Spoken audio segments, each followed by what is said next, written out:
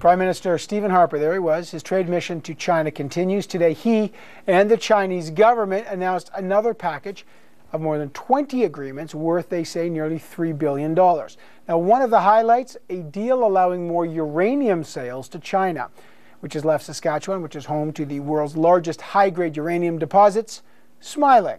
But is selling more uranium to China actually safe? Let's find out what this deal actually means for the province of Saskatchewan. Joining me now from Regina, the Premier, Brad Wall. How are you, Premier? I'm fine, Evan. Thanks for having me on the show. It's a great pleasure. It's day 3 for Stephen Harper on his trip to China. He signed a lot of deals. One of the several trade deals he has concluded is to increase the export of uranium. Right. What will this mean for Saskatchewan and Canada? Well, this is really historic, and I want to thank the Prime Minister and the delegation that's in China now for making this a priority. I had the chance to talk to the Prime Minister over the weekend, and I knew that he personally would be raising this particular issue and working to close an agreement where Saskatchewan uranium, Canadian uranium, can be sold to China, obviously for peaceful use only, for the use in their electrical generation program, a program that's expanding in terms of their nuclear power profile. It could mean in excess of 3 billion pounds worth of uranium. I should say $3 billion worth of uranium, well over, getting closer to 30 million pounds, and rising now as we get more information from Cameco, which is the Saskatoon headquartered company that is the world's largest uranium mining company. So it's very significant. This industry employs about 4,700 direct employees and contractors, thousands more spin-off jobs, principally in the province, but there's spin-offs across Canada.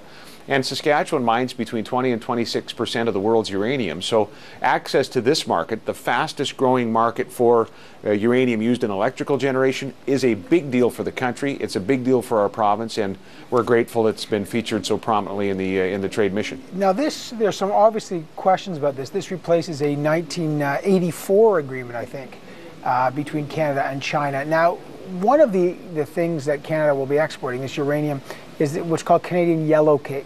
And as you underline peaceful usage, but how does Canada know that China, already in a country with nuclear weapons, so we understand, but which does dealings with countries like Iran, for example, will use this explicitly for peaceful purposes?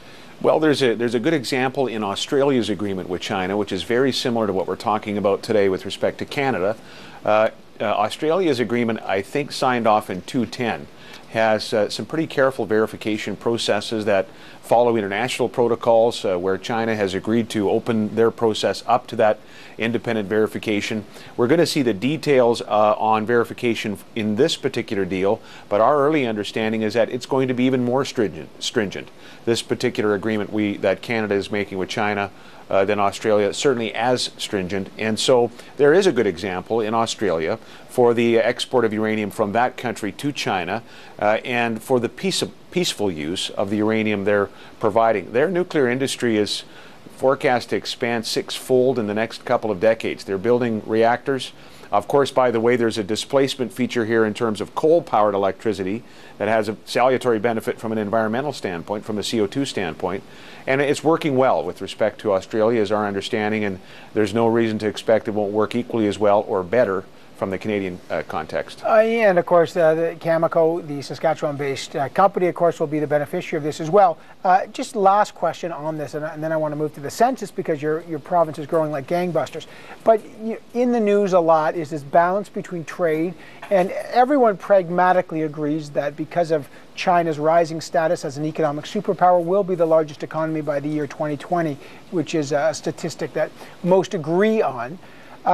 Any concerns for the people of Saskatchewan when they look at China vetoing the UN resolution on Syria that perhaps some key rights issues are being sort of put to the side in favor of trade? How do you balance that, and how do the people of Saskatchewan balance that?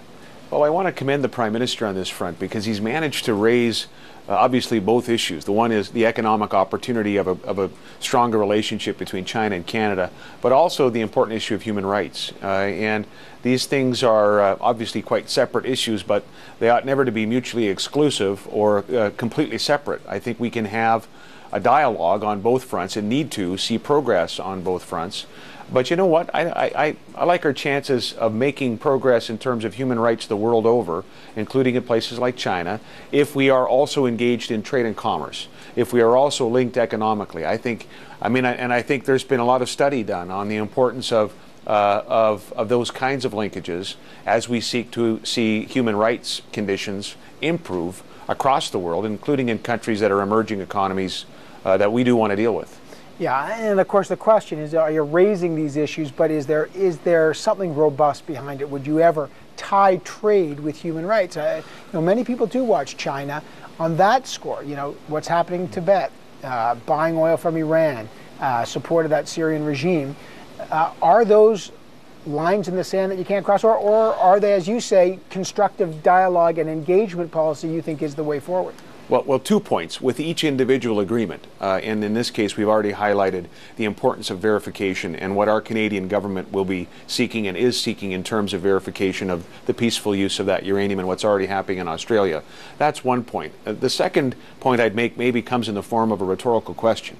Is there a greater chance that human rights, the human condition, is lifted up in places like China, in other economies like that around the world, if Canada is a trading partner with them, if Canada has a regular and consistent dialogue with them? Are the chances for improvement better under that condition, or are they better if we're more isolationist and we're not forging these other links? I think I would side with the former, and granted it's notional, but I think it gives us a better chance for progress in these areas if we are doing business together and building economies together. All right, 2 last questions. First, I'll switch gears and talk about the census, because the census that was revealed this week says Saskatchewan is Canada's comeback kid. It had the biggest turnaround in Canada in terms of increasing population, 6.7%.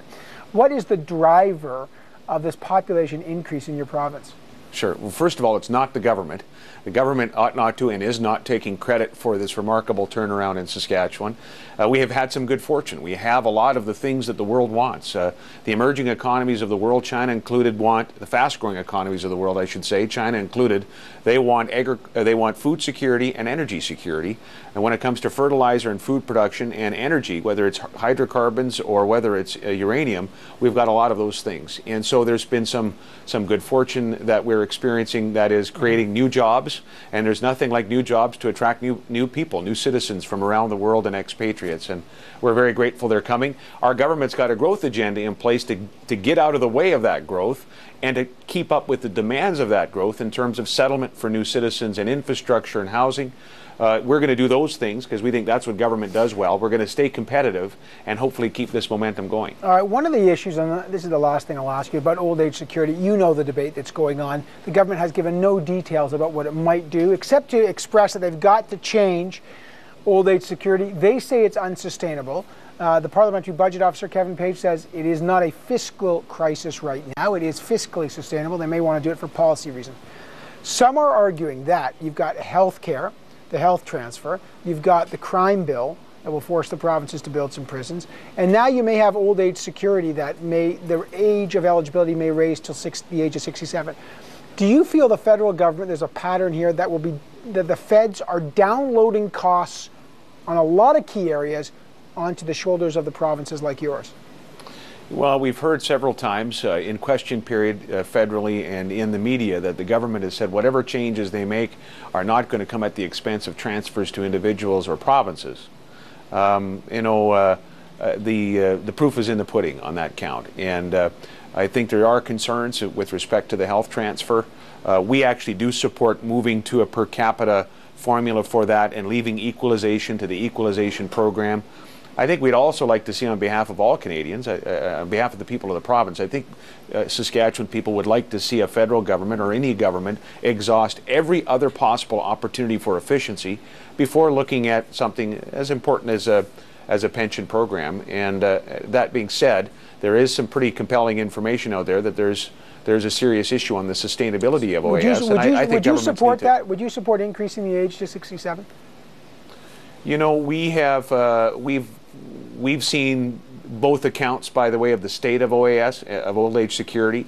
And I think we're like other Canadians. We'd like to see the case made with greater detail as to why this change needs to happen. Moreover, we think there's other efficiencies that the federal government can find and can perhaps support these kinds of programs at their current level if those efficiencies are indeed found. Right. But it's difficult to comment in specific detail without the specific case made that here's the implication of not changing the age threshold, for because example. you got the PBO's case, so you don't think, just to sum that up, are you saying you don't think the government has made a compelling enough case about the fiscal situation to raise the age of old age security eligibility from 65 to 67. You don't buy their case yet. Well, we've seen the reports that say this is a serious situation. We've also seen the reports that say it isn't.